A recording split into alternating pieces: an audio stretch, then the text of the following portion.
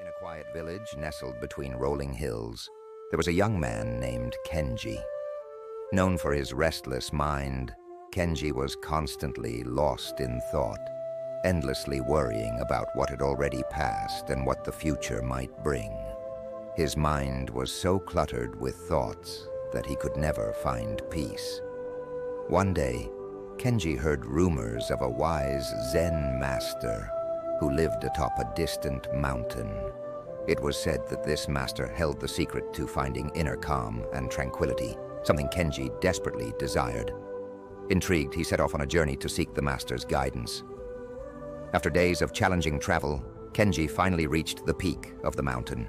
There he found the Zen master, sitting in complete stillness, his eyes closed in deep meditation. Respectfully, Kenji approached and bowed before him. "Master," Kenji said, "I have come seeking your wisdom.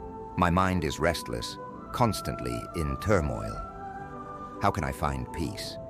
How can I quiet my thoughts?" The Zen master opened his eyes and smiled gently. "You wish to quiet your mind?" he asked calmly. "Very well, I will show you the way."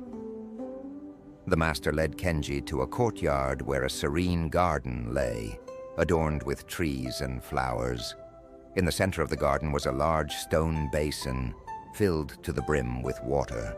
Beside it stood a small empty bowl. The Zen master picked up a ladle and carefully scooped water from the basin, pouring it into the smaller bowl.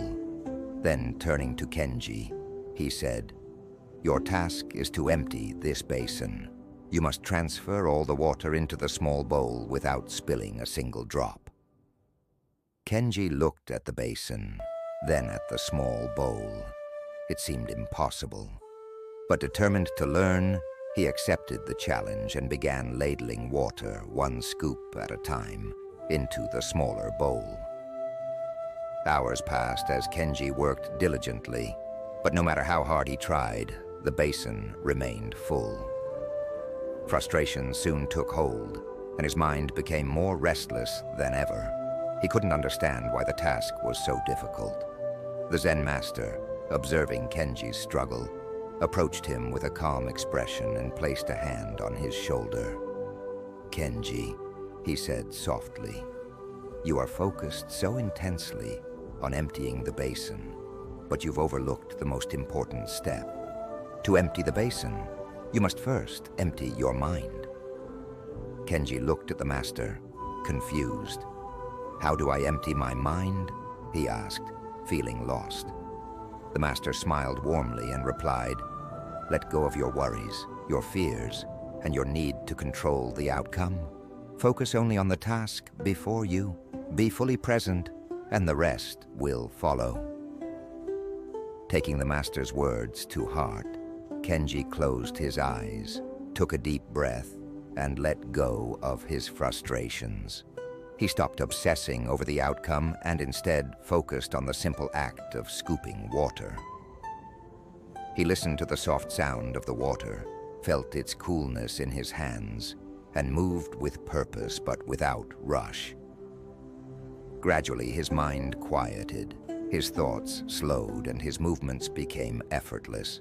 With each scoop, Kenji's focus deepened, and he entered a state of flow. The more he let go of his restless mind, the more naturally the water flowed from the basin into the small bowl. As Kenji embraced this sense of calm, something remarkable happened.